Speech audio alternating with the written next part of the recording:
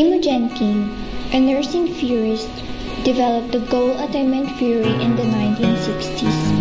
Her theory emphasizes the importance of communication, interaction, and setting mutual goals between nurse and patient. According to King, health is achieved when nurses and patients work together to identify needs, set realistic goals, and take steps to reach them. In this role play, we will show how the theory is applied in a hospital setting, highlighting what its strengths, such as strong nurse-patient collaboration, and its limitations, such as the need for patient participation and clear communication.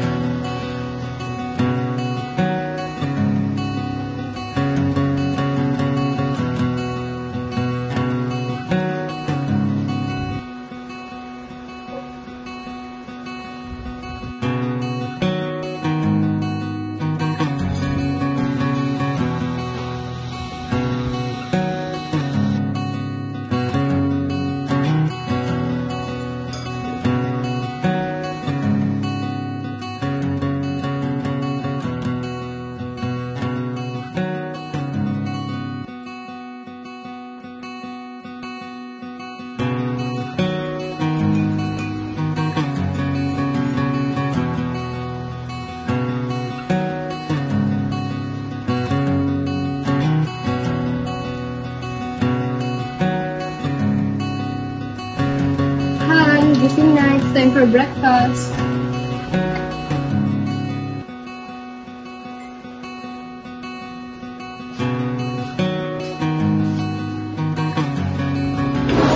Kumain ka na.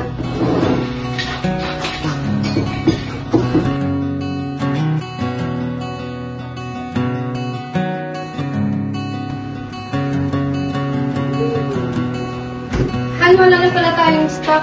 Samahan mo ko mamaya, ha? Anong oras? Mamaya pagkatapos mo dyan.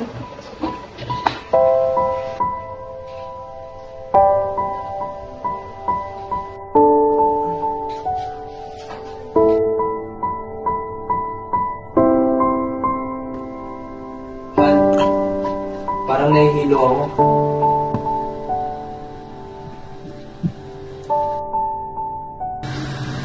Dalhin na lang kita sa ospital.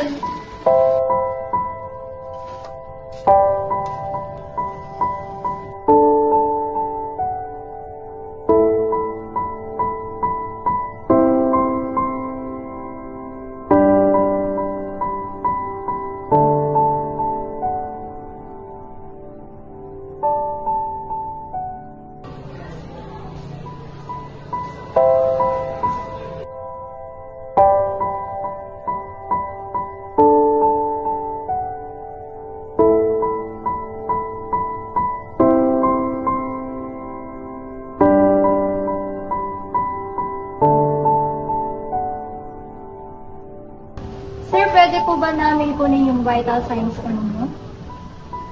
Sige, sir. Kunin ko na po yung blood pressure niyo.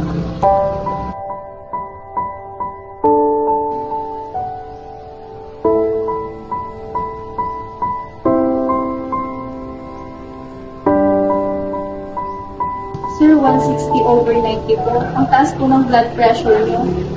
Sir, going po tayo.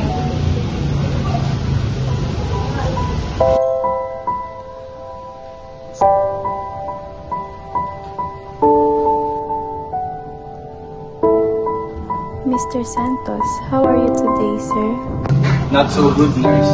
Kaninang umaga nakaramdam ako ng pagkabito. And they say, my blood pressure is too high. I understand, sir. Let's work together to set a goal for your recovery. What would you like to achieve before you're going home, sir? I want to control my blood pressure and live normally again. Health support team at home, nurse. I want to like what I can do for you.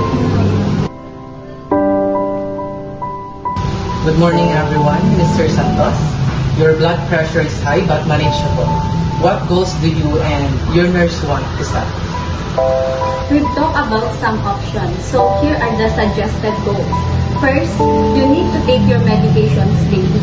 Second, reduce eating salty foods. And last, walk 20 minutes, at least 20 minutes after dinner. Mr. Santos, does it sound realistic to you? Yes, Doc. I can do those. I'll support him. I'll prepare healthier meals and walk with him. Excellent teamwork, Nurse Anna. You'll help monitor his daily progress while you're on duty. Yes, Doc. I'll assist Nurse Maria and encourage Mr. Santos. Good morning, Mr. Santos. I prepared you a low-salt diet plan for you and your wife. Fruit and vegetables, whole grains, lean proteins, dairy products, and nuts and seeds. And I'll connect you with a community health program so that you'll have support even after discharge.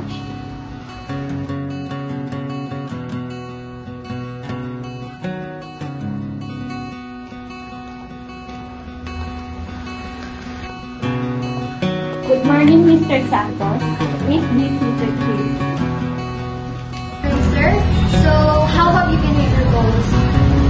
Sinusunod ko naman lahat ng utos ni nurse at medyo okay na rin naman yung pakiramdam ko. He's really been disciplined, nurse.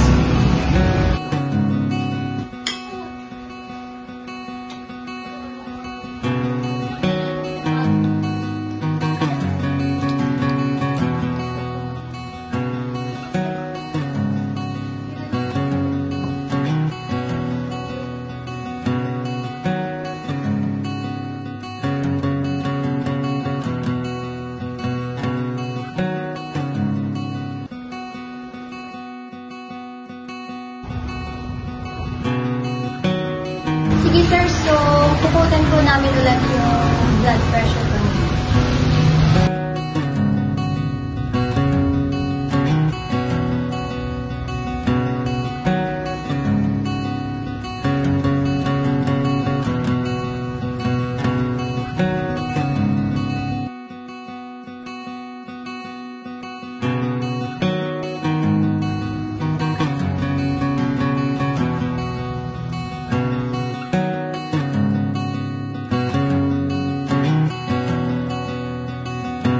So, Mr. Santos, bali 120/80 na po yung blood pressure niya. So, normal na po yan.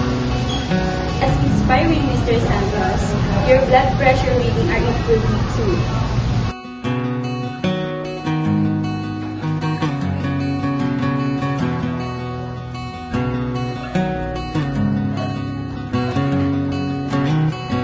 Keep it up, Mr. Santos. With this teamwork, we can manage your health successfully. One strength of the King's Theory is that it values communication and partnership. The nurse and patient both take part in planning care. But a limitation is that it depends on the patient's ability to interact and set goals. If the patients can't communicate, it is difficult to apply.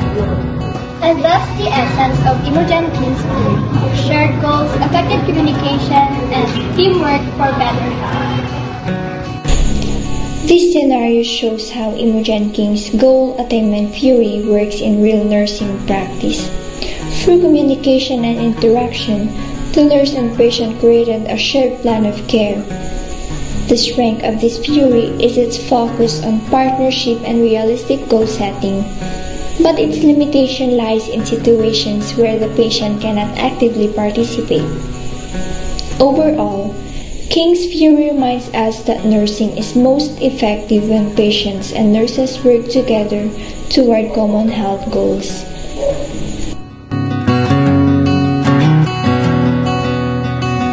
Nursing is a partnership. Health is achieved when nurse and patient set goals together.